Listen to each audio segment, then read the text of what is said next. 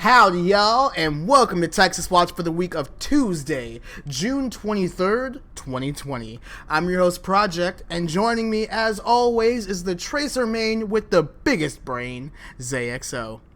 What up, man? We had a great week of Overwatch, in my opinion. It was one of the best weeks of the season, but I will get into that in a bit. But I think it was absolutely outstanding. I hope you all heard my sarcastic laughing trying to overtake Zay's happiness. Cause oh, are you sad for some reason? Is that dude, this is Texas Overwatch, okay? Congratulations. This is one of the most polarizing episodes you'll get this season because we are in a tale of two extremes. But we'll get into that in just a second because this is Texaswatch. You can catch the show live right here on twitch.tv/ProjectAR every Tuesday at 8 o'clock p.m. Central Time because Texas time is bestest time. And if you can't catch the show live, don't worry about it. We are on podcast services around the globe as well as YouTube. Just give us a search Texaswatch, even put in Overwatch after that, and boom, bam, you will find our channel. Give us a like. Give us a subscribe. You know, we'd appreciate it. Maybe we can get our own little URL after, what was it, 100 subscriptions? PogChamp. Yeah, URL. Yeah, dude. URL? If we get our own URL, no. that'll be it. That'll be it. But that's a goal. We'll get there. We're not there yet. Right now, we are here in Texas. We got some Overwatch to talk about. So, as is tradition, let's start off with the Houston Outlaws, who, in my opinion, have had the best week they have had all season. Oh, absolutely. Oh, man. I was so happy. I don't know how to describe how happy I was. We came out balling. Like, we 2-0'd. Okay, we played against the Los Angeles Gladiators. Okay, for all context. Los Angeles Gladiators, I see as a sort of gatekeeper team, right? Because they're not top tier. They're not the Shock. You know, they're not the Florida Mayhem. But to get to that level, you've got to be able to go through the Gladiators. They're like the gatekeepers, right? But they've lost almost all of their games in the past 4 weeks. Are they still the gatekeepers? Why you gotta bring up I'm not shit? trying to diminish the Outlaws' achievement. We're going to get to why this was an amazing game. But I do want to say, though, I don't think that the Gladiators are still a gatekeeper team anymore. They've lost to some lower tier teams. They started with a all-star roster, and what happened? So that's my complaint about the Gladiators. Just saying. Because the Gladiators, they have some really key components with Bird Ring and Space and some other players, but they don't. They play great as a team, but sometimes they're hot and cold. They're very hot and cold. They are kind of what I would say what the Outlaws are as well when they play to their competition a little bit.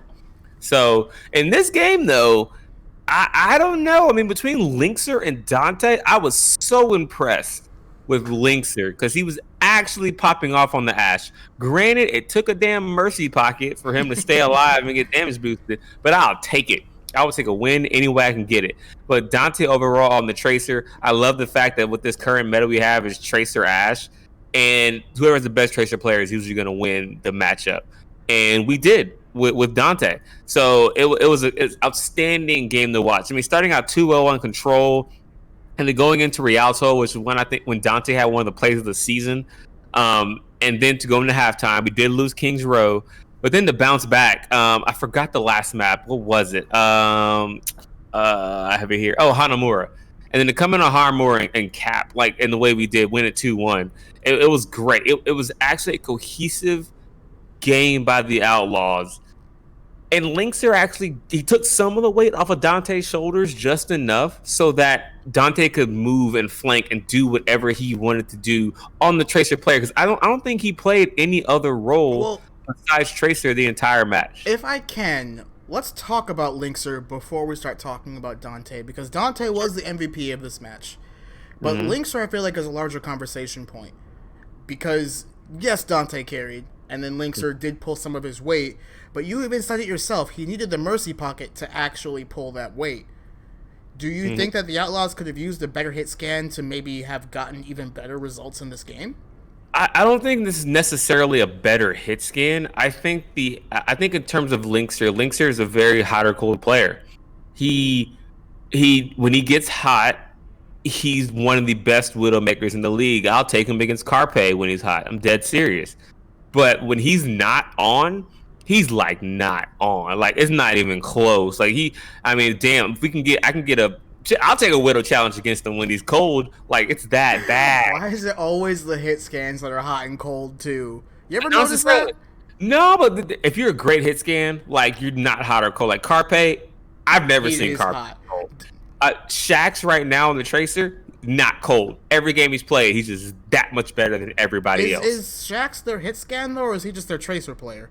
He's their Tracer player. He's a Tracer main. Okay. He's a Tracer main, but it's a double hit scan meta. Right. So right now, you need 2 hit scans to play. That's why the Washington Justice suck ass. They don't have any double hit scan. Anyway, but yeah. So in that regard, in terms of Linkster, he was as hot this matchup. When he came out in the Ash and started getting picks against their other Ash, I think it was Bird Ring. Who's the other Gladiators DPS? I forgot their name because they were Bird Ring and somebody who they're always rotating. Keep talking, I'll get back to you. They were like non-existent. I feel like it was just basically Bird Ring against Linkster because Bird Ring he had to play the Ash, but I think Bird Ring's the best Tracer that they actually have on that team. And I'd say that.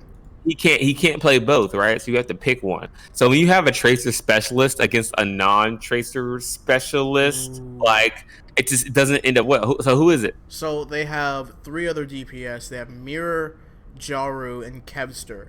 And it's Kevster. Yeah, Kevster was the one that they just signed, he's from right? Contenders. Yeah, he's from Contenders. Right. So Kevster, welcome to the Overwatch League, bitch. Like don't get me wrong. He played, excuse me. He played well. He played well for someone new to the Overwatch League, and actually, got in certain team fights, played more, I guess, in a team mentality than Dante did. He came more in that regard. But when it came to the 1v1s, Dante was winning every Tracer 1v1. I remember I was like first point Rialto. That's why I keep bringing that map up as one of my favorite as a Tracer player. Kevster was going on a flank. Dante caught him. He one-clipped the shit out of him. Like, he didn't even need a melee. It was just whole mouse one died. And then he did, of course, the spray and the high. Like, as you should, because I'm the better Tracer player. So it was amazing to watch. So Can we also talk about the quality of the 1v1s we saw this weekend? Yeah. Do you see? I know we're going off topic. We're talking about the Outlaws. You see how great this game is without Brig? You see how great this game is, dude. No, speaking of off topic, screw staying on topic for a second. You saw the experimental card, right? Oh God, don't stop! I'm getting excited.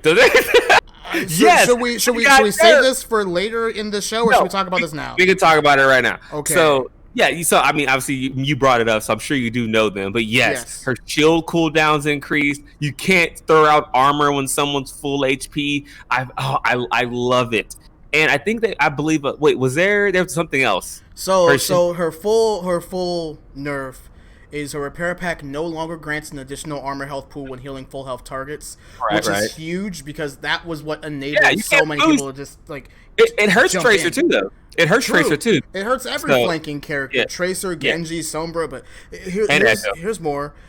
So her shield got kind of retooled, so it got more health, but it doesn't come back as fast. Its regen rate goes from 100 health per second down to 85, and then if her shield actually breaks, it's a 5-second cooldown. Yeah, that's huge. Now actually you can die first. So anytime Brig you couldn't make a call on Brig. She was never a diveable target. Almost every hero in the game is a diveable target. When Moira uses Fade, she's diveable. When Lucio's already amped it up, he's diveable because he can have healing on, but you can burst him down. Brig was the only hero, as far as this is support-wise, that no matter what, is you could not dive. Mercy, but she's in her own category because even with Guardian Angel, Mercy she's super fragile. She has no way to protect herself other than fly away.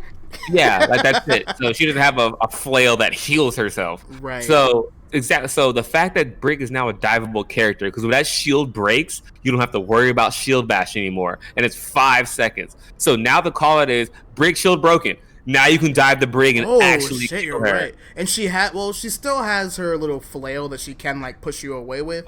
But that's the only deterrent she has now. Right. Especially because like not just that, but the fact that her shield recharges slower means that if you actually break that Brig shield, not only is she vulnerable, she's not gonna have shield when that comes up again. Yeah, and she loses shield bash, which is the biggest thing. She loses her stun ability. So if you full dive her, you can actually kill her now because there's no shield bash anymore for 5 seconds. And yeah, she has the flail. It's gonna heal herself a bit, but you have to peel for your Brig now. Before, you just dive Brig, and I was like, whatever. She's gonna get her shield back up and have shield bash up again, bash someone, keep flailing, and she'll survive. And you have to get out. Now you can't do that. I love it. I hope they fucking put that patch in. So now, if they put that patch in, Brig is now fair. I will accept Brig now. I accepted May. Now, and I play May now because I'm like, I feel like this is fair. I feel like I can be killed if I fuck up, or if I'm playing well, I can carry. It's a balanced hero. I'm noticing that quite a bit with like some of the nerfs that Blizzard has done for Overwatch heroes in general. Is if you mess up these characters' cooldowns, that's on you. You're probably gonna die. Yeah, like if I'm a Genji and I solo dive a Brig, I deserve to fucking die. Like, are you kidding me? Like, you're an idiot. You're just an idiot. You're literally diving into your counter. Yeah, so our Tracer, you can try to 1v1 a Brig, but you have to be very careful. You can't just go all in. You're not going against an Ana or something, or like a Moira. Like, you can't do that. If you do that as a flanker hero, then you suck and belong in, whatever, gold, silver, bronze, etc. All that stuff. Even though, as much as I do like Brig as a character, I do think that these nerfs are also fair and necessary. Because, fun little fact, Brig is one of the lowest played supports in the competitive statistics. However, she has one of the highest win rates. Because you feel like shit when you play her. That's why I don't want to play her. Not true. Okay, it's very easy to have fun when playing Brig. Okay, you just don't like her. You just don't like her. Okay, Project, I want you to look me in the eye through the camera. You honestly have fun playing Brig. You want to know why? Because sometimes it sucks playing support. It sucks getting dived on, and it's fun playing a hero that you can defend yourself with. And yes, I know Ana exists. Sometimes I'm bad with Ana and I can't aim. Okay? Okay? Look.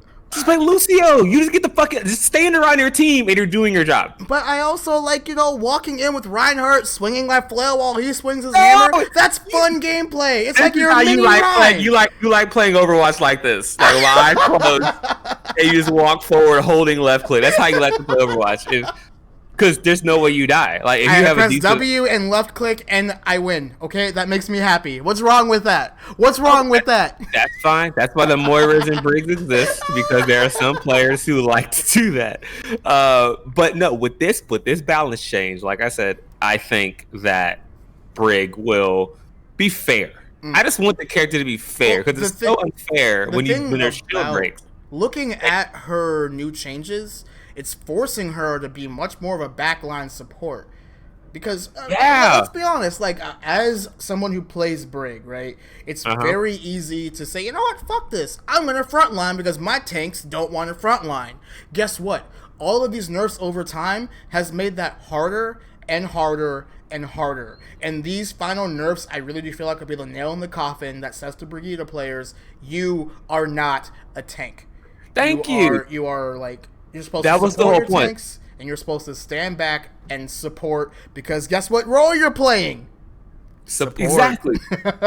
Your entire existence is anti-dive.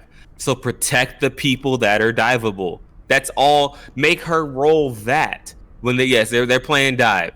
You pick a Brigitte, now it's fair. Okay, if I jump in and I'm now waiting for a shield to be gone, I get shield bash, flailed, bumped away.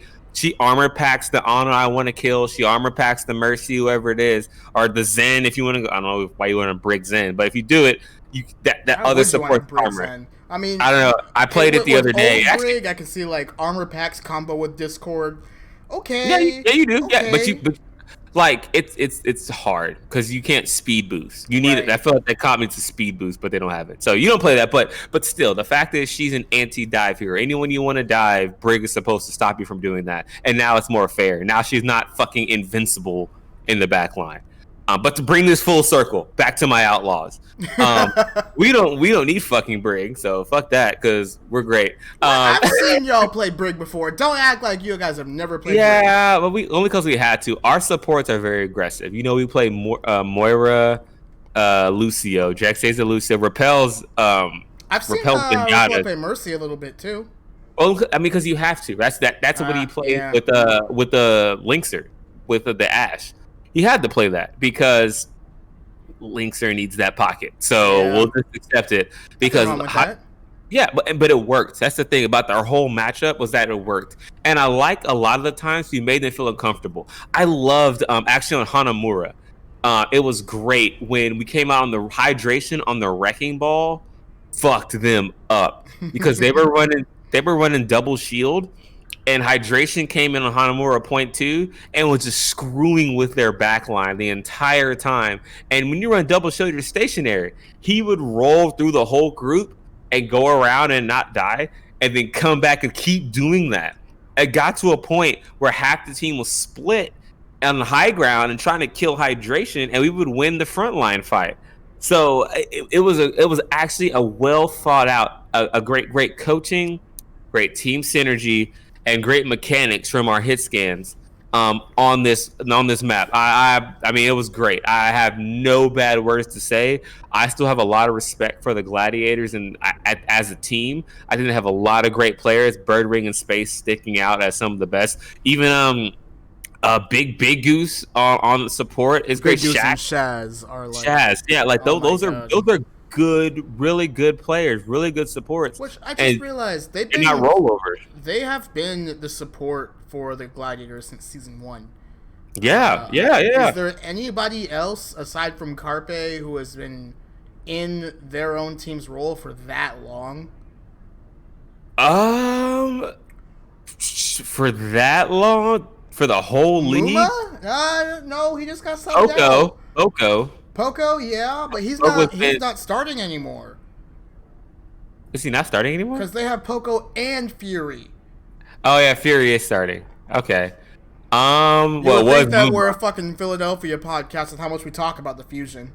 It's a great team. I like watching. They are right now. The Fusion are my contenders for taking it all this season. Because Fusion is like they're like how I wish my rate games were. Because they're coordinated until like halfway through the fight, and everyone's like, "Fuck it, we're just gonna 1v1 everyone," and there's no coordination. They end up winning, but they win. Like I wish that happened in my rank games where we do that and we actually win, but we get fucked. Let's finish up with the Outlaws here because there's actually a question that I wanted to ask you particularly. Sure, shoot. Now that the Outlaws have found their footing and you guys are starting to get the wins that you also deserved and, let's face it, have worked hard for. Fucking right. You made a swap that many people were saying was necessary. Do you think that hydration is now the permanent starter over Muma? For now. Will we see Muma play again? Yes, we'll see him play again. Okay. But neither Muma nor hydration will be the starting main tank by the time we get to the season playoffs. Why do you say that? Because they neither of them are a quality of main tank that you need to win against the top tier teams in the Overwatch League. Okay. So if there's an ability to sign a bigger main tank, like a bumper or something like that, and the Outlaws have the means to do it, I think they'll do it. Because right now, at main tank, hydration is a good main tank, but he is not good enough to bypass to get into the top tier of the league. He's just not. Okay. But Muma will play again because he deserves that, and he's done a lot for this franchise. So I don't see Harshal. I don't see Harshal, that's the Texas style. Our head coach benching him for that long. Out of respect, I think he'll come in. He'll rotate on a map or something like that. It's not the last we've seen of Muma, but I think neither hydration nor Muma in the long term will be a starting tank for the Outlaws. Okay. Well, thanks for answering that for me. I also wanted to ask that as a transition point to start talking about my boys in blue that have made me blue. the Dallas Fuel. Oh, buddy. You gotta admit, I'm getting good at those. So we had one of the worst games all season last week. The Dallas Fuel played the Vancouver Titans, a game that we were supposed to 3-0 sweep, and we got swept. I'm going to try my best to be as professional as possible during this segment of the podcast. I would like to just preface that in the beginning. It's okay. Dallas have never lost to the worst team in the league. God damn it. Look, here's the thing, okay? So there are a couple of things that I want to talk about before we start talking about the game itself, okay? Okay. So Go ahead, sir. Go ahead, my good sir, my fellow co-host. For the record, I'm not making excuses for anybody. Everything you're about to say is an excuse. No, we played like shit, okay? There is clearly something going on, and I don't know what it is. We'll speculate about that in a little bit, but I wanted to get these out of the way first. So, if you are listening to the show and are a little unaware about one of the key things that happened last week, the Dallas Fuel subbed out their star DPS player Decay and subbed in Onigod, who we just picked up from Contenders. He actually played on Team Doge, and they won, I think, what was it, Contenders NA? They won, Contenders NA, yes. Yeah. They won Season 1 Contenders NA. And when I saw that lineup in the beginning and watched, I was like, what? So, and what happened after? Continue. I have a direct quote from Arrow. So he said this to reinforce one of the desk's analysts before the game started. And it's a little unfair because they kind of gave this quote midway through the game. But he said this before the game started for context. So, quote, "The idea behind Onigod is about the future. We're using our time right now to assess our structure and work on our style as a team prior to tournament play. Oni is a fantastic player with a large hero pool. Important to note that he has Tracer, Hit Scan, and other projectiles in his pool. This week, we're confident that we can get the win while prioritizing him as a new player on the team.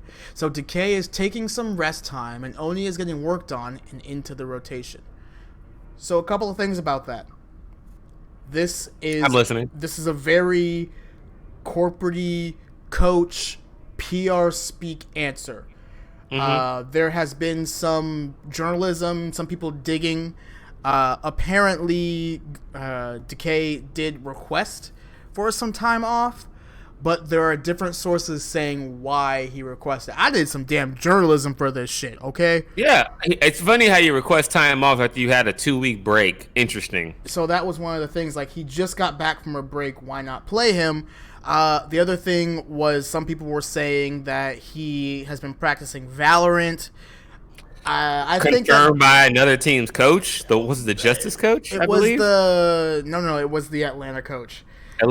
But the thing about that makes me really skeptical is, like, the immediate thing after is, like, he was just streaming Overwatch, which is, like, you can do both. But it's very frustrating because you're getting different stories from different people. And correct.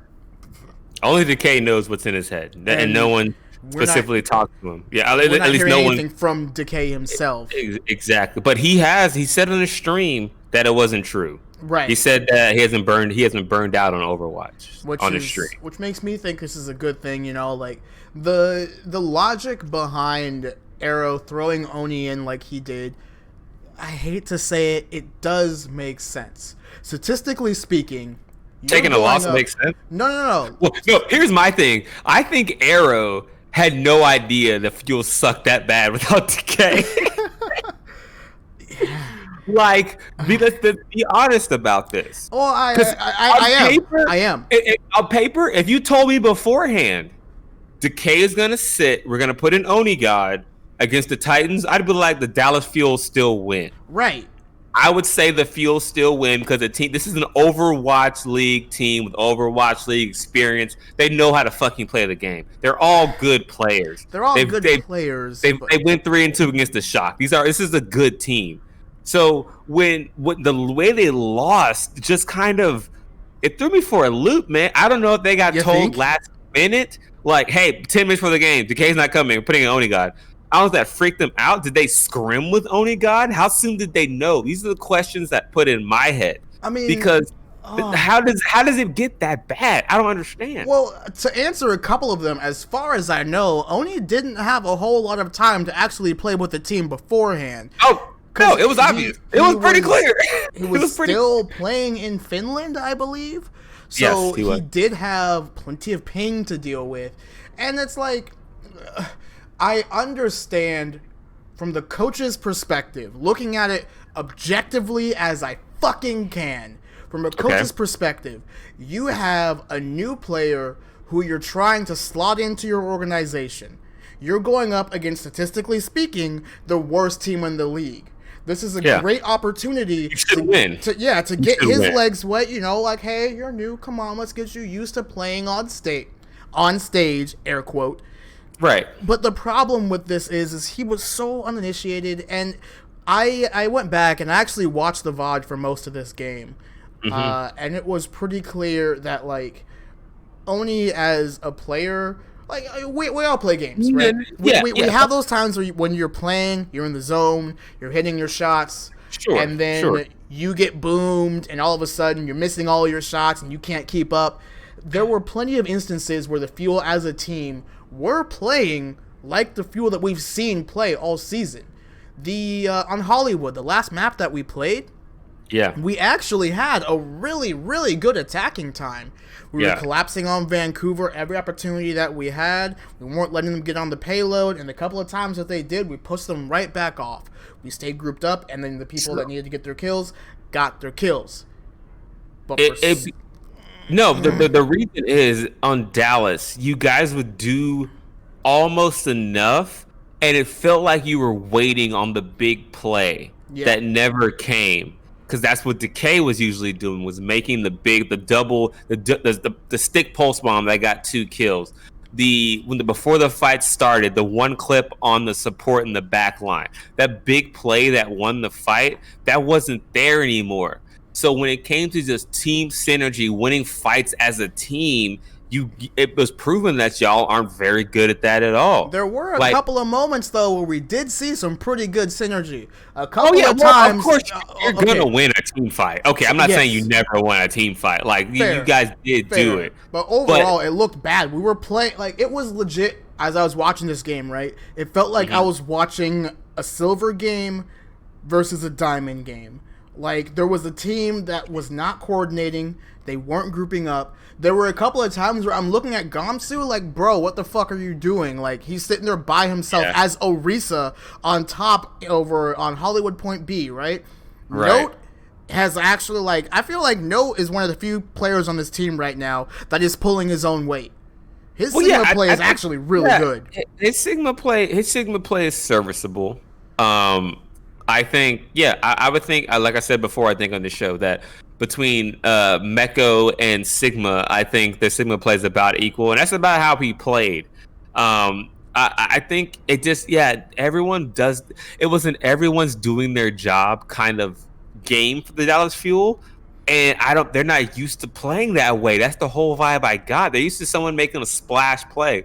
The Fuel didn't really have any splash plays. And like even the Outlaws, the 1v1s. I will admit, because the Outlaws need that. Because I remember I was texting you during the matchup saying that, hey, our accurate saying that if the Outlaws lost Dante, we'd be in a similar boat because we're so used to having that splash play by our DPS star to get us over the hump.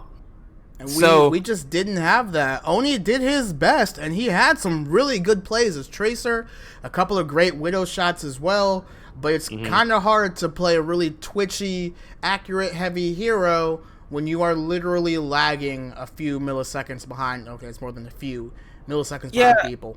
I think that's a part of it for sure, but there were other players that were playing on high ping throughout the weekend that did play pretty. It should not be a good enough excuse. The entire Vancouver Titans is the one dude in Saudi Arabia. Oh shit, you're right. Yeah, so like the team you played had some higher ping than the players on your team did. So I don't know, man. Like, look, I'm looking at this team right now, right, and I don't know if this is just a factor in esports or if this is something else, but there were two things that really stood out to me as I was watching this game again, right? The first is we're looking at the Dallas Fuel roster, and only one player has been on this team for a season, and that's Note. And that's only because he joined us about this time last season. Okay. We had Gamsu and Doha join in before the season started. We picked up Decay when the season started. Paintbrush, we picked him up recently. We had promoted Crimzo from our contenders team. Do you get what I'm driving at? We haven't been a team for that long. Right. That's fair. So I see how Dallas has shifted from the high-profile signings model to more of the build from the ground up, eventually get a full team that works together model. It's just it might not be working though. We're kind of in the same. I mean, Outlaws don't sign anybody, which I still. But when you guys do sign somebody, it's usually a big deal. Yeah, because we don't sign anybody. It's a weird catch-22. It's a chicken and the egg kind of thing, right? Yeah. It's a big deal because we never sign anybody. But when we do sign somebody, it's a big deal only because we don't sign anybody. So, like, it's not necessarily that they're great. When we got Dante, we thought we were amazing because Dante at the time was on the Shock and was arguably should have been a starter on the San Francisco Shock. But the Shock have so many great players that, they just can't do it. So that was a big deal. But aside from that, we got Hydration. We were like, he's good, but I don't know what he's going to do. Off tank, main tank. He was originally a DPS. He's a fire main, like originally when he first came into the league. So no one knew what we were going to do. So our signings have been kind of in the same boat after Dante as the Fuel. So I actually prefer the Fuel's method of building their team like this. And you do have I guess I would say an inexperienced team, but I really worry about the effect. Yes, I just made that up on the fly. The effect because I'm giving you that look like what? because effect felt like he had all the weight on his shoulders as Tracer all the time for the team to win. Decay says it was too much, and he felt the team wasn't working hard enough compared to what he was doing. I think one of the problems that we're running into is we seem to be going on this idea of have the carry and then support the carry. Which is fine. No, that's doable. It's doable, but the teams that really succeed are the teams that have full carry potential. Yeah, where anybody on the team can carry, not just one or two people. But the team, that's the best teams, like the Shock. Like the San Francisco Shock, any one of those players can carry at any given time. The Philadelphia Fusion, I would disagree. I would think that Carpe can carry and their supports, Funny Astro and Alarm. Those three people can carry. The other three can kind of, but not really. If you want, so it's definitely possible to win in the Overwatch League doing that. However, the way Gamsu and Note play is just not enough. The way Doha, the way Doha's playing right now is just not enough at all. And the way your backline between Crimzo and Paintbrush now after the performance he had last week, like there's just not enough. So I think when I said the effect, Decay is sitting here like, dude, I am literally carrying as hard as I fucking can over 3 weeks. I'm tired. I just don't want to play right now in this game.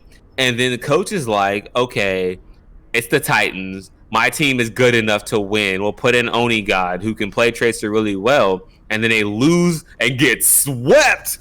Like, you gonna win a map. Like, so Decay looks at, if I'm a star player on that team, I look at Arrow and I'm like, see what the fuck I'm dealing with? See what the fuck I'm dealing with? That's true, you can't even, like, think of any sport. It doesn't matter if it's esports, whatever. As a person, when you see that on a team, you're like, I look what I'm working with. We get swept by the worst team in the league just because I'm not there. These are all Overwatch League players with more experience.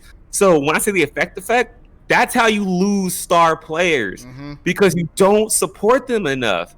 And that's why, honestly, I'm afraid with Dante. I'm glad we won this week, but I'm so glad Linkster popped off because I see Dante in these, video measurement screens. He looks dejected a lot of times. He's like, what do I fucking have to do for the Outlaws to win? And so a win helps that. I'm sure he's feeling a lot better this week. But in terms of Decay, man, just to be honest, I'm worried because he's like, dude, look, I carry every week. I'm tired. I'm gonna sit out. Show you, coach. This is our team, and you get swept by the Titans. I mean, and so he's like, what do you say to that as a player? I can't disagree with you either. It's like, no, if I was the K, I'd be like, bro, I want an extra $50,000 bonus. Give me $50K because look how much I'm dealing with. Like, give you a bonus, like something. So, I mean, let's be honest. Envy could afford it. Oh yeah, they could. Like, where's Hastro? Like, get him out there. But like, looking at the history of this team, right? I mean, I've been following them since their inception, and noticing some of the mistakes that are made, noticing how we keep on doing this thing where we pick up a contender's player, or we trade them from somebody else and we just slot them right in. You know, like, don't start them on the bench, don't have them perform in scrims, just right in there. And it hasn't worked. Remember when we were having issues last year with OG? And they're like, okay, well, we'll just get Trill. Come on, Trill, you can play Reinhardt, right? And that's not how the game works. It's just not how the game works. It's happened over and over and over again, and I don't know if it's Dallas's scouting. I don't know what it is. And the thing that's really frustrating, too, is we pick up some of the top talent. Doha was an Element Mystic, a championship caliber team. Onigod was on Doge, a championship caliber team. This is something that I think, I'm leading into my next little point here. Yeah, go ahead, because I know what I think about it, but go ahead. I think that this is an organizational issue. Yes. I'm not gonna say fire Arrow because I don't think that that's the proper solution. I don't think that's the proper solution, but it is a solution. I don't know what's going on. Like, the thing that's really, really frustrating, right? Out of all of the organizations in the Overwatch League, Team Envy is one of the most prolific. You know, absolutely. Like, you had the London Spitfire, who was owned by Cloud9, and Cloud9 has stepped away from that team. You have the Shock, who are owned by NRG. But I think Excelsior by themselves as an organization are just, I don't know who owns New York, but they own themselves. What's it? Starts with an S? No, the Subliners is the COD team. Andbox. Okay, I don't know who the fuck that is, to be honest. But they have marketing and backing behind them that's amazing, and so does Dallas, which is what I don't get. I think you're right. It's an organizational issue. Hastro, fire fucking Arrow, dude, because with the amount of talent that is circulated through this team, for you to be where you're at, I have an excuse. We've got our best coach that we've ever had for the Outlaws in Harshaw. Harsha, sorry. I keep saying by that. I'm not going to correct you anymore. I've got it stuck in my brain the Texan way. So Harsha, we have the best coach we've ever had for the Outlaws, and we're gonna let him work it out, obviously, and see what he sees and do from there.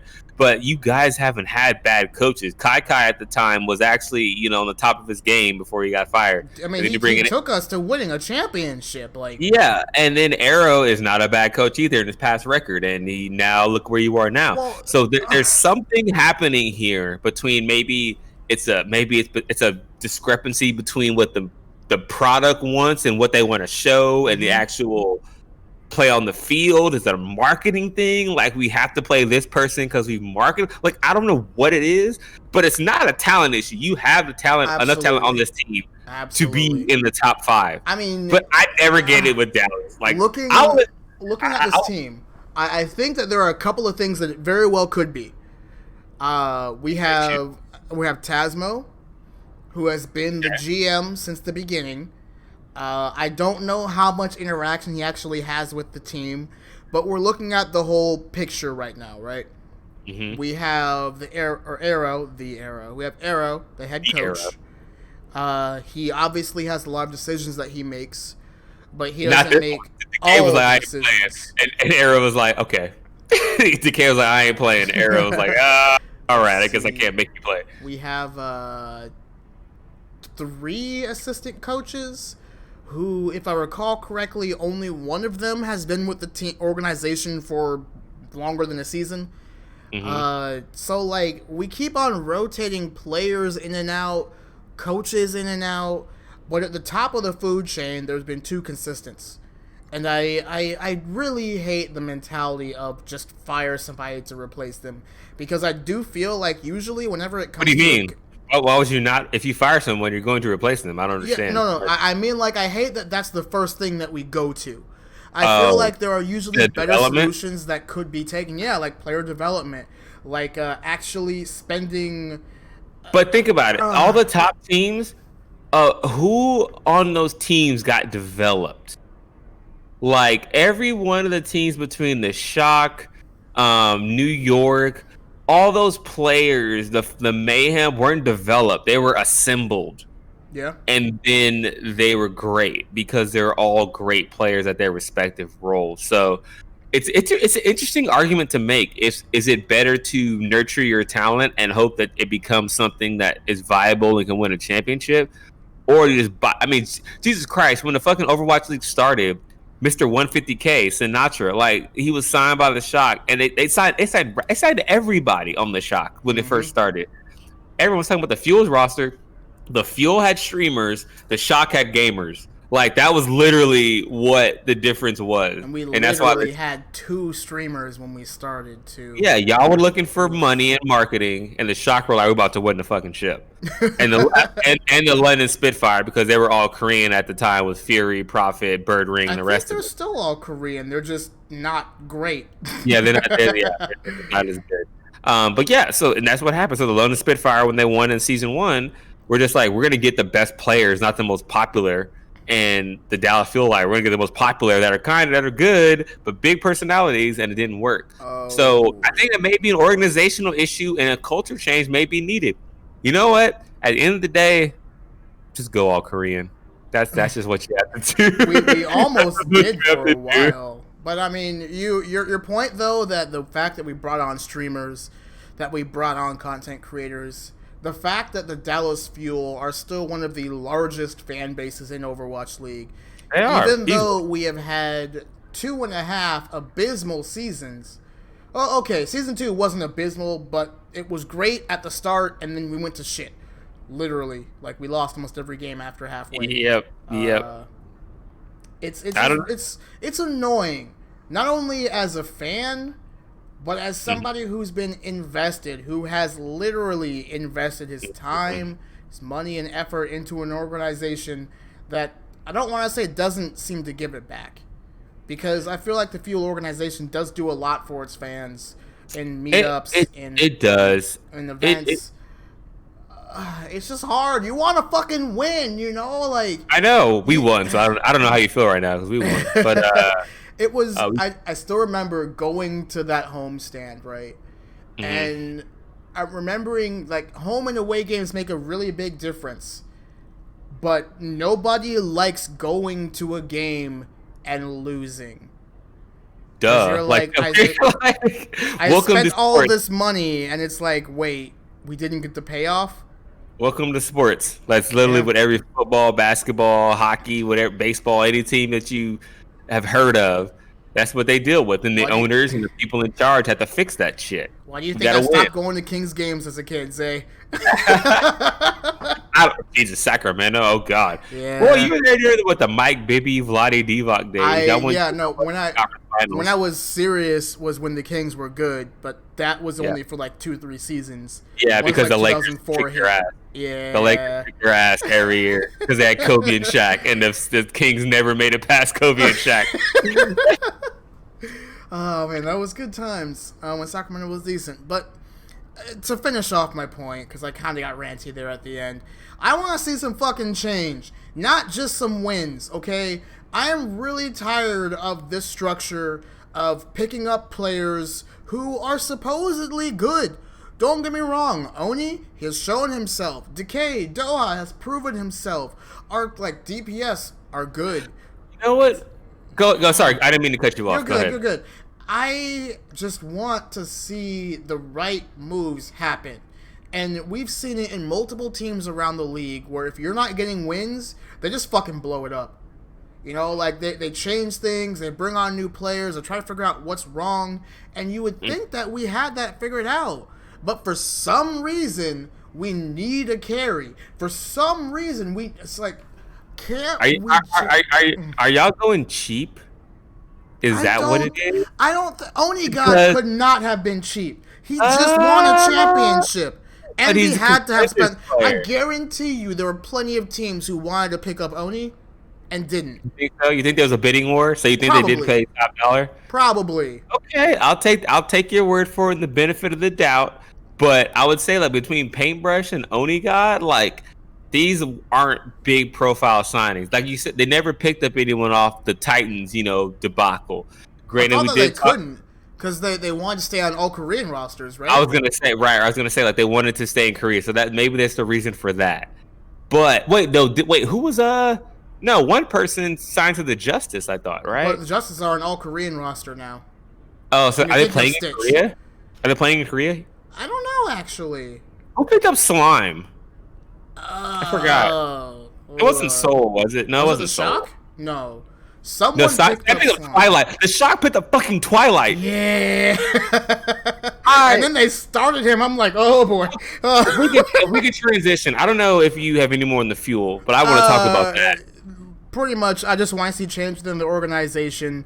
Let's move on to more topic of the show, State of the League.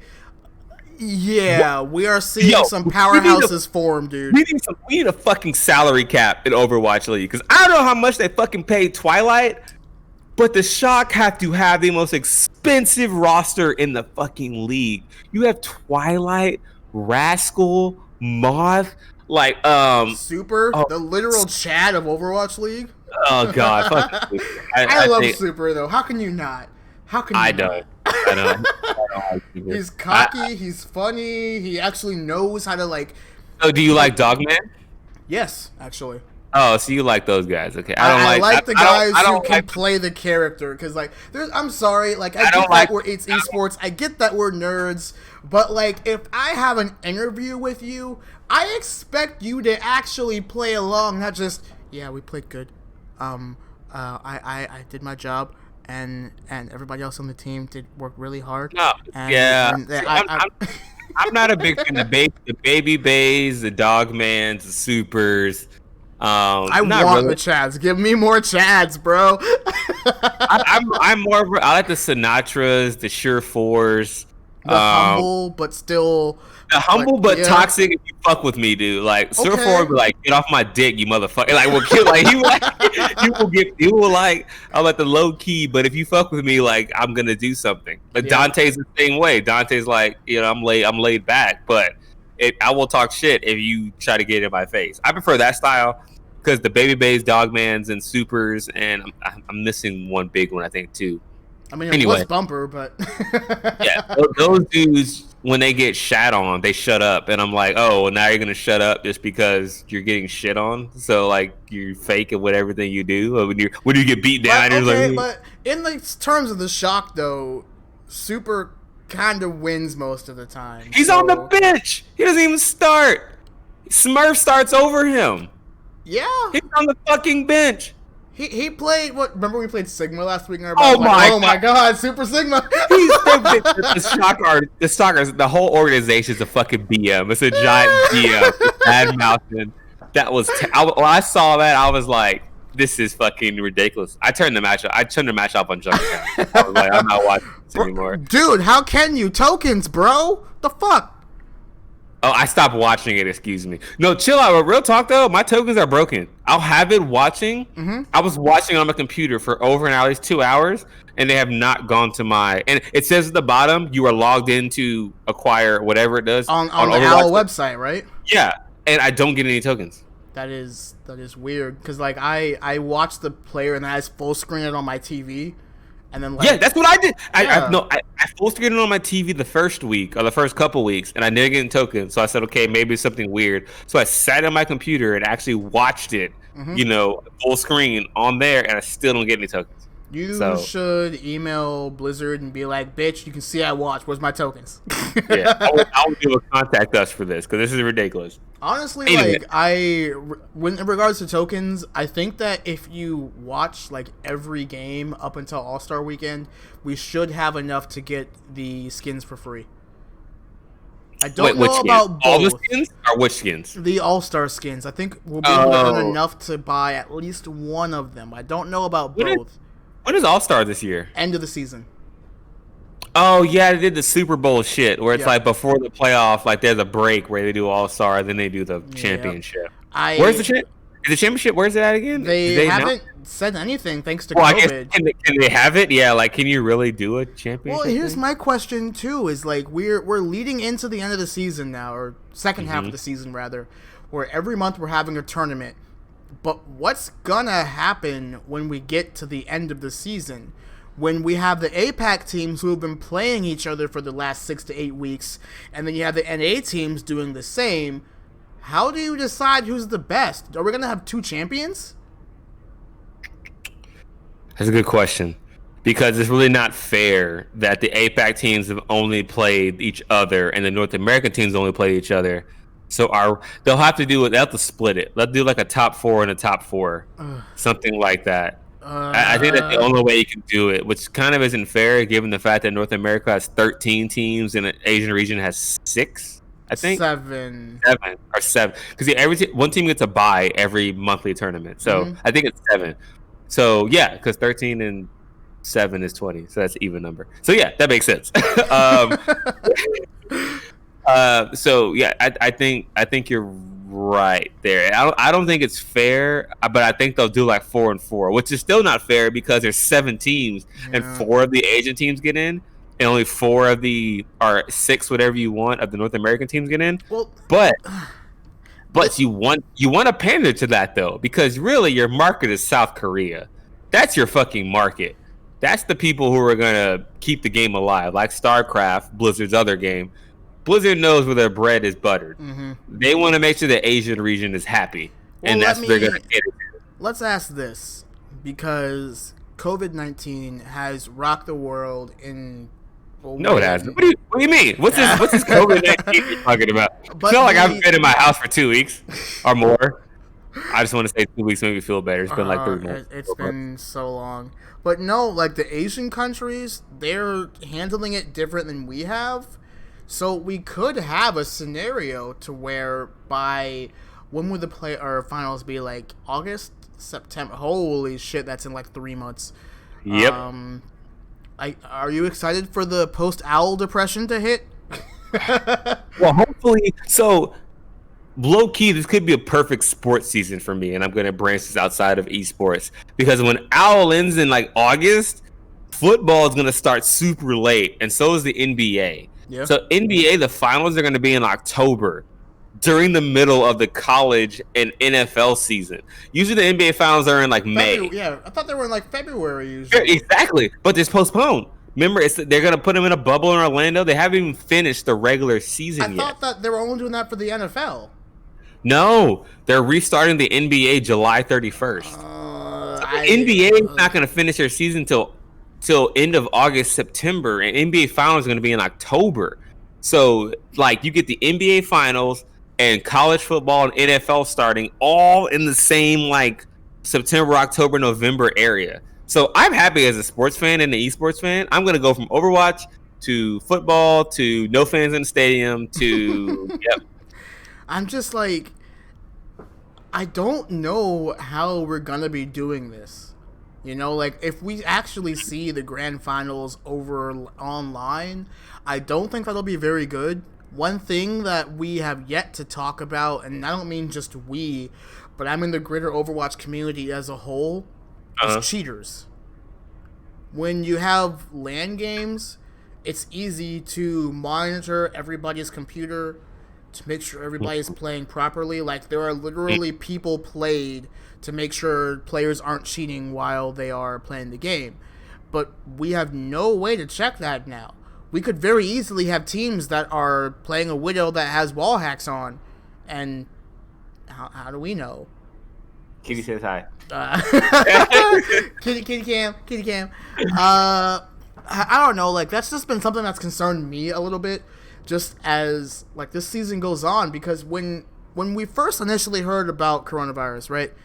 I'm sure they expected, it's just going to be 3 to 4 months, we'll be fine. We'll start selling homestand tickets again by the end of the season. We'll be good. Yeah. That is clearly not happening. And Overwatch League has yet to say anything. Like, they've done a really good job over the past few months, I would say, of communicating, keeping us up to date with what their plans are. But the problem is they aren't letting us know anything further than a month out. Which is true. So, do you think there are any cheaters right now who are playing from home?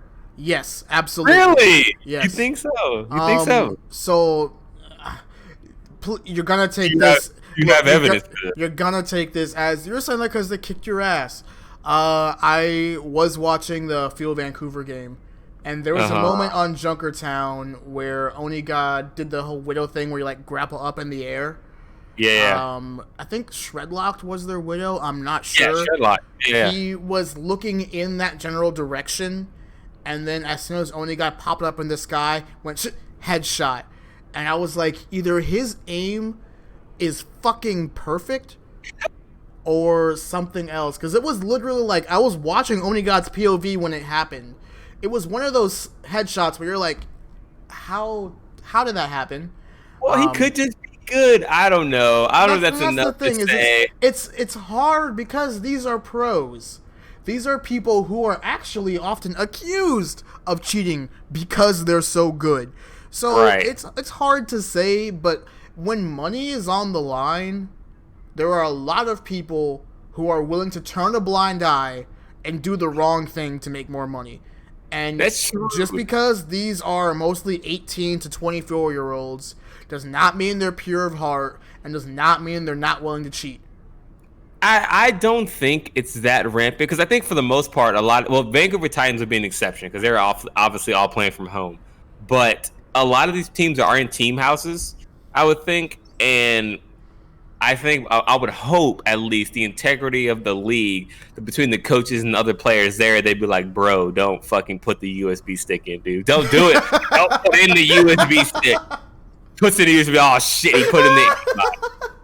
So, like, I would hope that's not the case, but I think you're right. You do bring that level. You know what? But I would think that Blizzard, as an organization, would have someone at whatever venue, whatever place these players are playing in the championship. Because let's just be real. It's going to be the Florida Mayhem, who have the team house, a Shock, the Excelsior. All the top teams have a house. So they would bring an official there to be like, just to be sure, guys, you're going to fly on a plane with like only 7 people on it because no one's flying right now. And then you get there, quarantine yourself, whatever. And then when the match comes, you're with the team to make sure nothing sketch is going on. Right. I would hope Blizzard would I mean, they got enough fucking money. I would hope they would do something like that to maintain the integrity of the league. So believe it or not, I kind of thought that too when this whole fucking online play started. But I don't think there's much cheating going on. I think it'd be a lot more visible, but it's not. The teams that we know are good or thought were good are still good. Right. And the teams that we know or thought were bad are still bad or mediocre. So there's no drastic change in player performance at all. So in my opinion, I think no one's cheating. Okay. But I hope that stays the case. But when the championship with $100,000, what is that, $200,000 on the line, like, I want to make sure an official's there. Y'all had better get some people to make sure nobody's putting in that USB stick. Because if it was me, shit, I got that shit in my pocket, putting the USB stick. I'm just hot today, guys. It's no big deal. You know, actually, now that I think about it, I think we could see some form of we're running a little close to end of show, but we're having a good conversation, so fuck it. I can see us getting to a point where, if you remember in Apex, I want to say season 2, early Overwatch, where the players were playing in like those giant boxes. Yeah, the boxes, with the I love that shit, dude. That's so cool to me. And then the captain, like the 6th player with the captain's in the back, like the captain. Yeah. If we don't do it in California, because there actually are some states where that's illegal.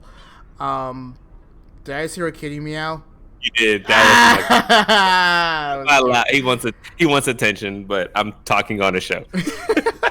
I can see us moving, like, say Florida, for example, right? Like, I do think that we're gonna have the playoffs in somewhere. Blizzard is probably gonna spend some money to at least have like a small venue to where we can at least have LAN. Because I think that that's one of the most important things for true competitive integrity is for them to fly the players to a remote location. That's true. And why not do that? Yeah. Right. Yeah, it's totally feasible, especially if it's for like a playoff situation to where you only need to fly 2 teams. That's like what, up to 20 people staff per team. Exactly, and you can social distance that. The teams stay in their separate locations. Yep. You go to the arena. Unfortunately, the arena would be empty. It'd probably just be a room, I would think, right? It wouldn't even That's be. still cool though. Just build the stage in the little ballroom. You don't have to use a big one. Build the stage. Make sure the camera crew can still get around. Make sure that your hosts are properly separated from it all. And Right. go for Just do it. it. Because like the thing about the online play thing is we've had it for what, 2.5 months now. What, the melees, the tournaments, or the playoffs? Just online play in general. Oh, yeah. Has it been 2 months already? It's been about 3 months because we had like a month of Overwatch League before they went to tournament style.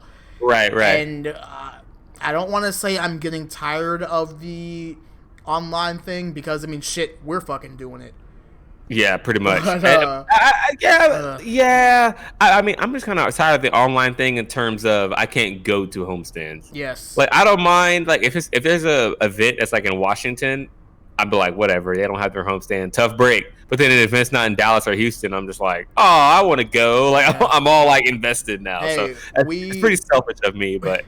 We are lucky that we were one of the few to experience a homestand because we got ours early in the season. Yeah, that's true. A lot of teams got shafted. Yeah, and with that, though, I am very thankful to have gone to the homestands because they were a lot of fun, but it's time for us to wrap it up because this has been Texaswatch, your source for your Texas-based Overwatch League discussion for the Houston Outlaws and the Dallas Fuel. You can catch the show live right here on twitch.tv/Project AR every Tuesday, 8 o'clock p.m. Central Time because Texas time is best this time. Download us on podcast services. Download too. Yeah, download. Please download. Catch us on YouTube. Say goodbye to Zay's cat. Yeah. He ran away. He's playing with his little toy. Well, shit. Until next time, let's make Texas proud. Yeehaw!